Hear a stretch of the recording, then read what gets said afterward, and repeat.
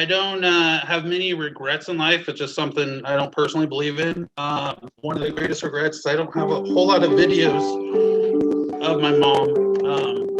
When the age of camera phones, we should take more videos, and I kick myself every single day. But we did find, I found,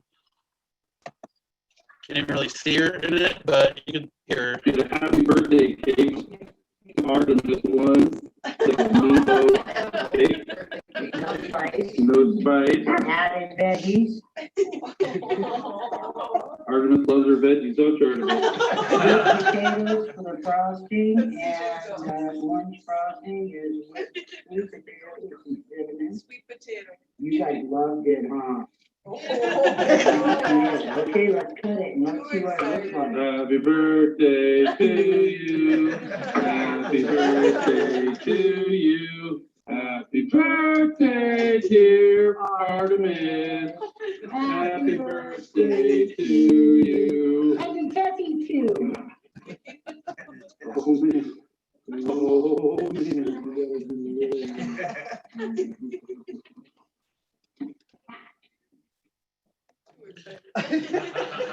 So mom was always extra with her dogs, and so that was my dog that she made a whole freaking meatloaf cake for her.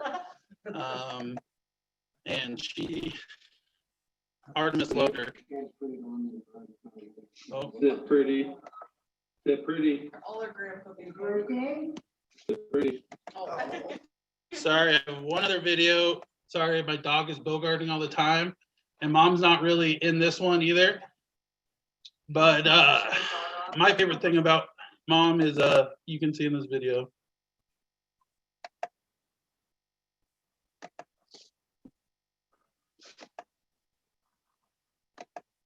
Is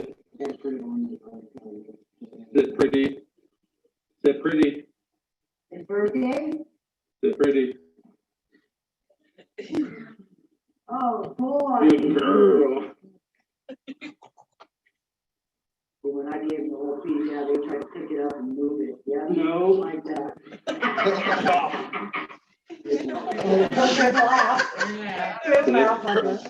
Her laugh, it was a thing of amazement. I feel I have a pretty good sense of humor, and I attribute that mostly to my mom because I always wanted to make her laugh.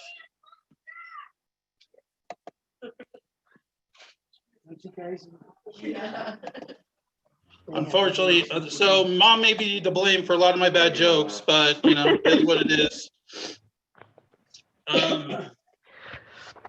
So I'm going to give, I wrote down some words about mom. I'm going to show those and show the last part of the slideshow. And then we're just going to open up to talk, love each other, and just, you know, share stories. Mom had a lot of good ones. So I'm a mama's boy. There I said it. Seems like I spent much of my early years trying to avoid that label. But my mom died a few days ago. And the least I can do is to publicly acknowledge that she was the person most responsible for shaping who I am. Brenda Jennings, 58, died in her bed in her Longmont home, surrounded by her family. Jen, Melissa, myself, surrounded her. She did not go alone. And that's what she wanted. She didn't want to be alone. Her death came less than 6 months after she was diagnosed with lung cancer. It was stage 4. She fought like hell, but no matter what you think of me, I believe you would have liked my mom. Most people did. She had a warm smile and a great fucking laugh. God, I love to make her laugh. We had an outlaw for her mom. She did things her way. She ran away from home at 14, hitchhiked from California to Boulder, Colorado. I'm a literal giant. I'm 38 years old, and I couldn't imagine having the balls to do that now. She did that pre-internet and pre-cell phone. She was stubborn as a mule, and she had to be. She had 6 kids in 8 years. She wasn't even Mormon. But dealing with 6 stubborn children, she had to either be a lunatic or a saint, and she was in all actuality a little bit of both.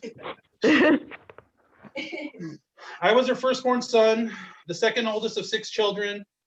I have an older sister, Jennifer, then Becky, Melissa, who sacrificed her life for the last 6 months to help mom out and take care of her. Just like Becky did with our Grandpa Jennings a few years ago. Their sacrifice for their family is jaw-dropping and inspiring. Then we have the babies, Ben and Laurel. Dang, if I didn't have to work extra hard to be the favorite when they were so freaking cute. You can't tell the story of her mom without the story of her dad. They were recently divorced, but lived each other very dearly for many decades. Mom always taught us to believe in justice and fairness, no matter the consequences. If you treated someone unfairly in her presence, you better watch out. She had a temper. Mom had a way with words. She could cut you to the core. But she taught us to lift up our neighbors. For many years, we were always 6 children, but in reality, at any given time, we were 7 or 8 in the house. Mom had a habit of picking up strays and taking care of them. Whether that was childhood friends who were needing the love of a good family, or one of her more outlandish friends, or multiple dogs off the streets. She touched and enriched them all. Mom held the family together and raised us under difficult circumstances. We were homeless for a short time, but we never went hungry. We didn't have a lot of money, as you can imagine, but God, that woman could stretch $1. I don't think she need socks for herself ever. She had a few hobbies. She loved gardening. She loved puzzles.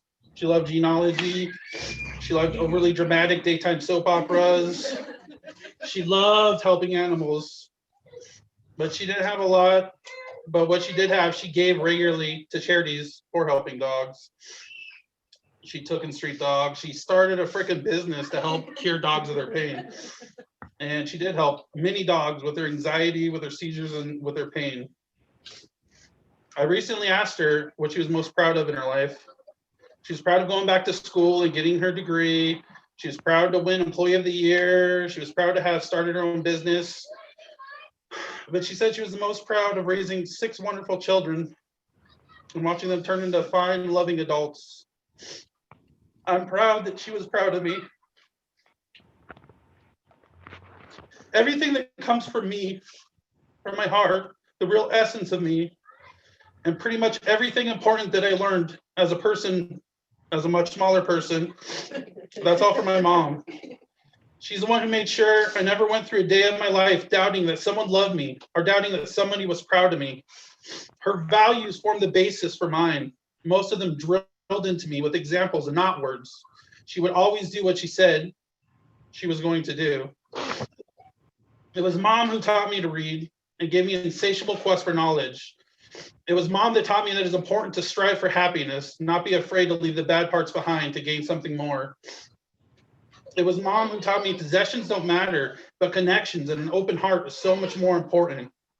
It was Mom who taught me loyalty is something to be pursued and admired. It was Mom who taught me to be true to my own morals and beliefs. My mom taught me that hard work is very important to the soul and to outwork everyone around you. And her kids inherited that. Y'all can't outwork me. I can. She can. I'm sure I could. And our competitiveness, for sure.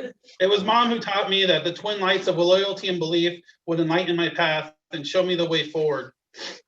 It was also Mom who taught me that peace is to be pursued, but when it was time to fight, you roll up your damn sleeves and you never back down. I don't know that I ever expressed any of that to her in just that way.